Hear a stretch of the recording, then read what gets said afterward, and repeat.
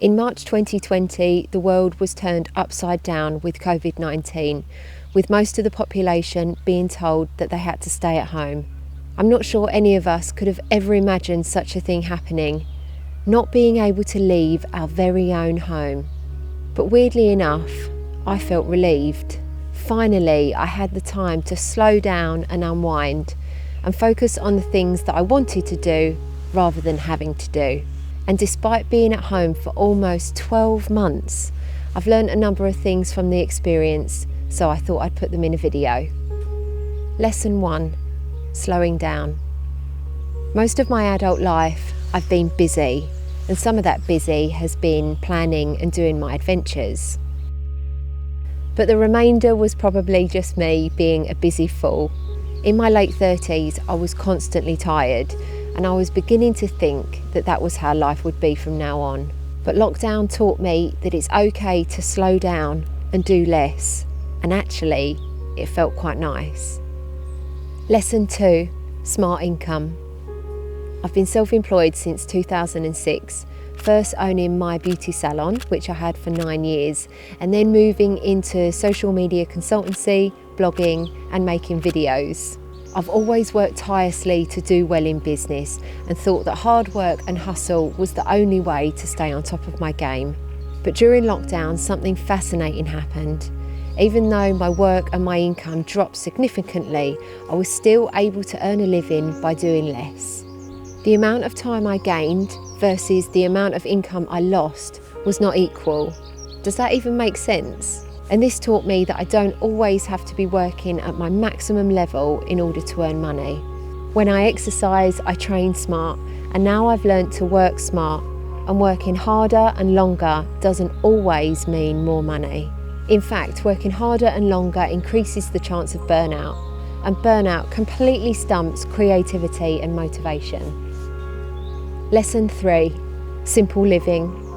Staying at home for almost 1 year has made me realise I enjoy a simple existence. During lockdown, I was forced to stop travelling, having meetings, and saying yes to all kinds of activities. And as a result, I was forced to stop, think about my life and what I really wanted to do with it. Lesson 4, I found my Ichagai. Ever since closing my beauty salon in 2015, I had a vision of what I wanted to do with my life, but I never found the time, the headspace, or the confidence to do it. During my time at home through lockdown, I found my love for writing and reading.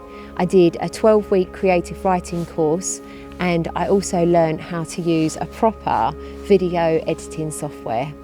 With all of the extra time and headspace I had, I was able to focus on my Ichagai. My Ichagai is making videos about the things I love, living an adventurous, healthy and cheerful life. It was something I wanted to do for years, but never had the confidence, and so therefore didn't make the time. It's so refreshing to have found my flow and not feel guilty about doing it. Lesson 5, regular prehab and fixing my hip. If you're anything like me, then rehabilitation exercises bore the living daylights out of you.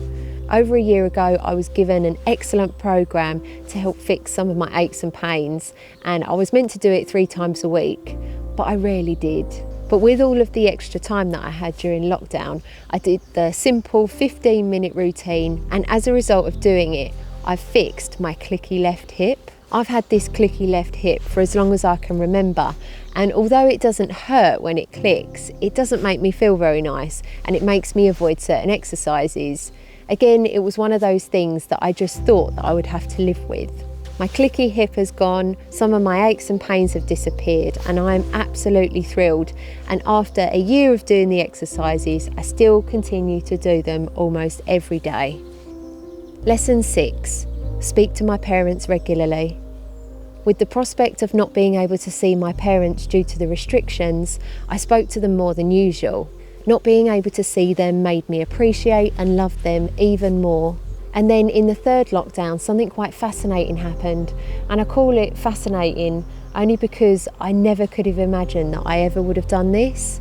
Age 38, I moved back in with my mum. I didn't want to be in London during COVID. I desperately missed her and I wanted to make sure that she was okay. And I'll admit, moving back in with my mum aged 38, at first it didn't make me feel great, but that feeling soon passed. I was out of the concrete city and back in the countryside with really good company. The biggest thing here is that for years my mum and I didn't get on that well, and that always made me feel so sad. But I've been here for almost 6 months and we are getting on better than ever. Our relationship has healed and it feels so wonderful. I doubt this ever would have happened outside of lockdown. I would have been too busy being busy. And this is by far the biggest and best thing that I've taken out of lockdown. Lesson 7, pockets of positivity. Lockdown has brought about so many challenging situations for so many people, but I'm always on the hunt for pockets of positivity. It can be really hard to find the positives in some situations, but for me, I think it's really important to try and find a positive, even if it's a small one. It can work wonders on shifting the mood, even when times are tough. Lesson 8, time passes quickly. Being in the same place, with the same people, doing the same thing every day can feel like Groundhog Day. And if you haven't seen that film, it's when you relive the same day over and over and over again. With so much time at home, time seemed to pass so quickly. And that scared me a little bit. It made me realise that when we want to do something, we just need to crack on. Whether that be a hobby, arts and craft, healthy living, a new regime, or whatever else. Soon we'll be old and we might not get another opportunity to do what we want, in which case we'll end up regretting it. It's time to crack on. Bonus! After almost a year of being in lockdown, I'm reading more books than ever and consuming less digital. And I think this comes as a result of having sent my phone to Australia. I was 56 days without my mobile phone and 105 days without social media. And it was something that I'd fantasised about doing for so long, but never had the guts to do it. So when we went into lockdown, it seemed like the perfect opportunity. By consuming less digital, I feel so much better.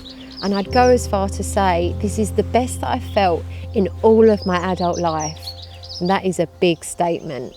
In my younger years, I wanted to be everywhere, doing everything, accomplishing, networking and getting so much done.